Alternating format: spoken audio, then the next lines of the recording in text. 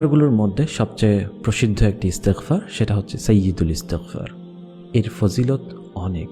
বিভিন্ন জায়গায় সাইয়্যিদুল ইস্তেগফারের অনেক ফজিলত বর্ণনা করা হয়েছে। রাসূলুল্লাহ সাল্লাল্লাহু আলাইহি ওয়াসাল্লাম বলেছেন, যে ব্যক্তি সকাল অথবা সন্ধ্যায় এই সাইয়্যিদুল ইস্তেগফার অর্থ বুঝে অন্তর থেকে বিশ্বাসের সহিত যখন সে এটি তেলাওয়াত করবে বা যখন এটি সে আল্লাহর কাছে উপস্থাপন করবে, যখন এটি সে বলবে, সেই ব্যক্তি যদি ওই দিনে অথবা ওই রাতে মারা যায়, সে জান্নাতীদের অন্তর্ভুক্ত হবে। সুবহানাল্লাহ। ইনশাআল্লাহ আজকে আমরা এই দোয়াটি, এই সাইয়্যিদুল ইস্তেগফারটি শিখব। সাইয়্যিদুল ইস্তেগফারের অর্থ এত এত মধুর এবং এত সুন্দর, যেটা আপনি অর্থ জেনে যদি পড়েন আপনার অন্যরকমের একটা অনুভূতি লাগবে। ইস্তেগফারটি হচ্ছে, আল্লাহুম্মা আনতা রাব্বি লা ইলাহা ইল্লা আনতা খলাকতানি ওয়া আনা আবদুক ওয়া আনা